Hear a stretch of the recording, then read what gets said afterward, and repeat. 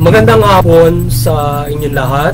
Ito po si Herbert Curia, author, promoter ng Human Rights Promotion. Ang boses ng Human Rights Promotion sa malayang demokrasyang ito, kakibat ang ating pananalig sa ating banal na Panginoon Diyos, banal na Panginoon Jesucristo at gabayan ng kaliwan ng Kalibanan ng Santa Maria, mula sa isyong ating nakalap at pagbabantay sa mabuting pamamahala, patas na hustisya at karapatang pantao. Ay hinggil sa issue ng 168th Bonifacio Day o pagdiriwang ng ika-160th birthday ni Gat Andres Bonifacio. Idinaos ang ika-160th na kaarawan ni Gat Andres Bonifacio nitong Nobyembre 30, 2023 at ang ating Pangulong Marcos sa selebrasyong ito ay nagbigay siya ng pananalita o speech. Ayon sa ating Pangulong Marcos ay hinihikayat niya ang lipunang Pilipino na ating pag-ibayuhin ng ating pagiging makabayan at gayahin natin ang kabayanihan at pagmamalasakit at pagmamahal sa bayan ni Gat Andres Bonifacio. Ang ating bayaning si Gat Andres Bonifacio ay pinagtanggol ng kaapihan nating mga Pilipino laban sa Kastila noong itong panahon ng Kastila at kanya minithi ang ating kalayaan dito at ibinis niya ang kanyang buhay para sa bayan. Bilang supremo ng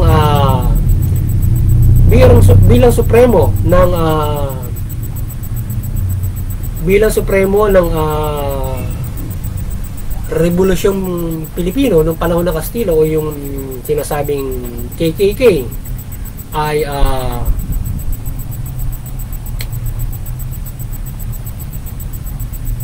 kanyang buong tapang at buong pusong kinalaban ang mananakop upang lumaya tayo sa kanilang pang-aabuso at pang-aapi sa atin. Ngayon ang Human Rights Promotion ay maring sumusuporta sa mabuting pamamahala, patas na hustisya at karapatang ng tao. Kasi isyong ito ng selebrasyon na ika-160 kaarawan ni Gat Andres Bonifacio ay nakikisa tayo sa selebrasyong ito at patuloy nating dinadakila at pinasasalamatan ng kanyang ambag para sa kalayaan ng ating bansa laban sa pananakop ng mga Kastila at magkaroon tayo ng pamahalaang patas para sa mga Pilipino na walang umaapi at umaabuso at maibigay ang patas na pumuhay. So marin natin sinusuportahan yan.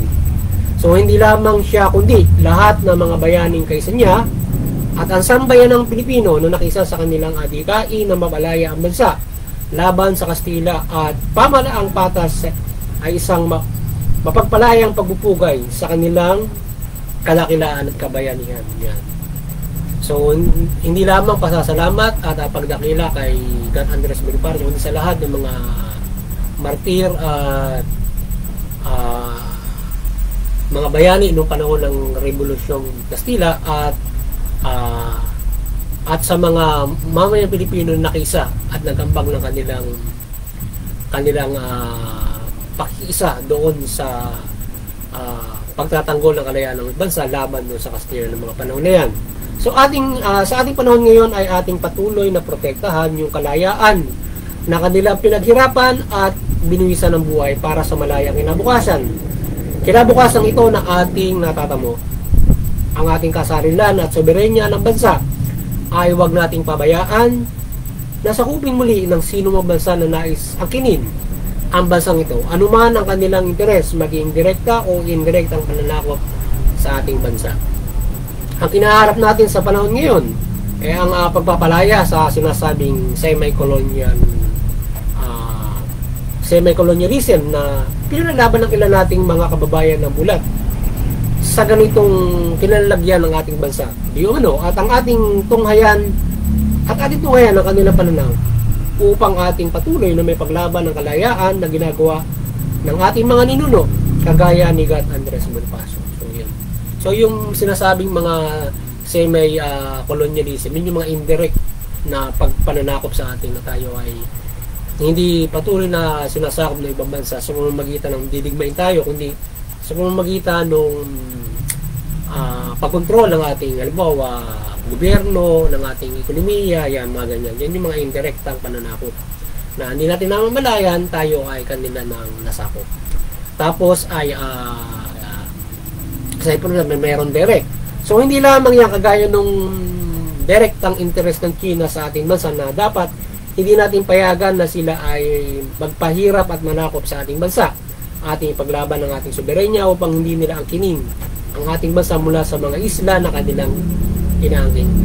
Yung China sa ngayon ay unti-unting binabanatan na yung mga yung ating extended rights doon sa yung iisin natin yung exclusive economic rights na kung saan yung ating karapatan may mga isla ron kinukuha na ng China.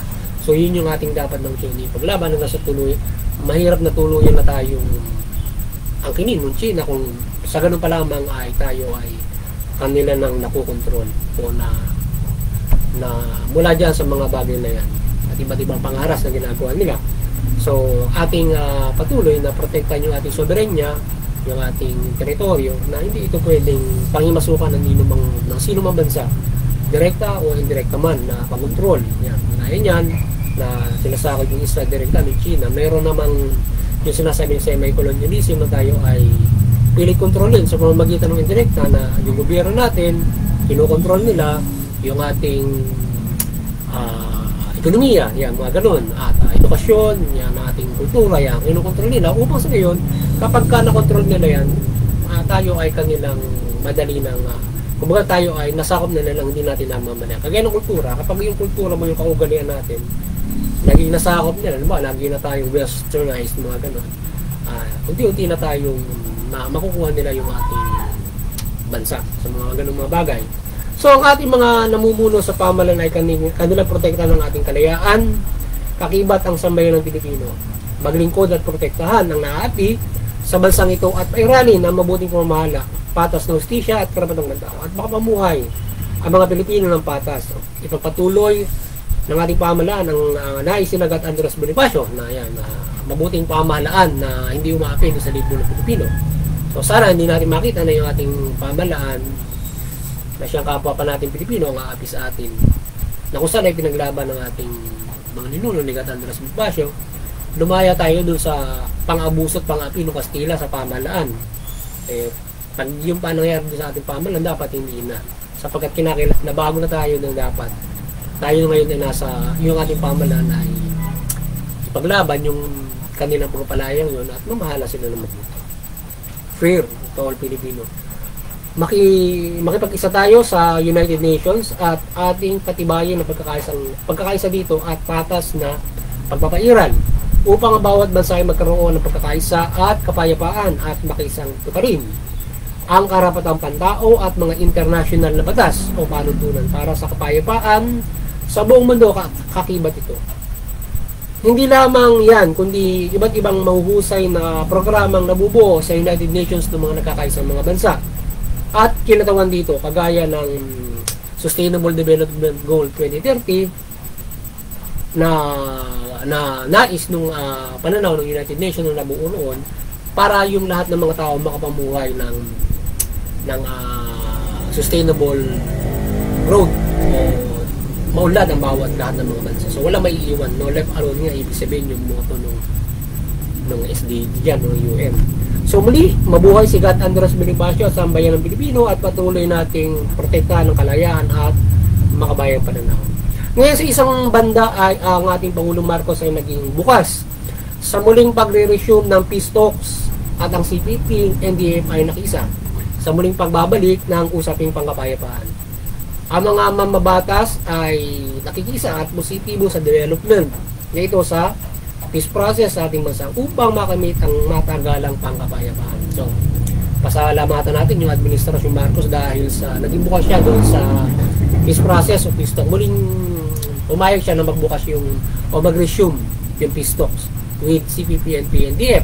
So, ibig sabihin nito ay magkakaroon ng mapayapang usapan yung magkabilang panig. So, naiwasan yung madugong labanan na hindi sa pamamagitan ng peace talk at maresolba yung problema ng ating bansa at tayo ay makapamuhay ng mayat wala na nagre-rebelde.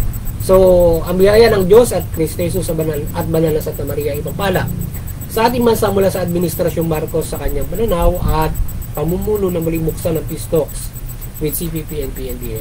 So, naway matuklasan sa muling pagbubukas na ito ang solusyon sa digmaan sa ating bansa mula pag-ugat sa politika, ekonomiya at ibang usapin. So, nabayan at basbasan at pagmalain ng banal na Panginoon Diyos, Panginoon sa Kristo ang Administrasyong Marcos, lalong-lalo sa kanyang ginawang ito na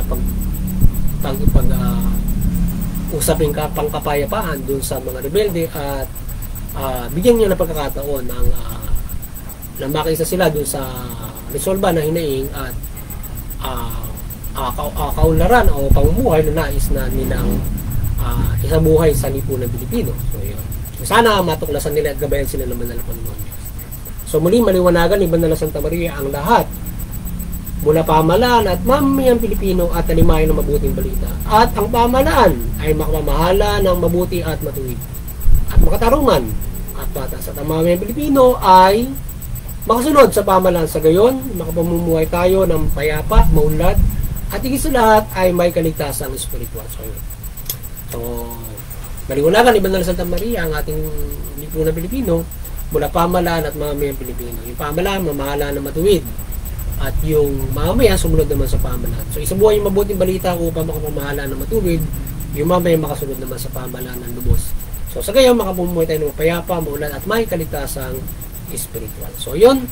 Magandang hapon sa inyo lahat. Sana nakapagsabos naman ang Human Rights Promotion sa linggong ito ng hinggil sa karapatang ng tao mula dito sa isyong ito na ating tinunghayan na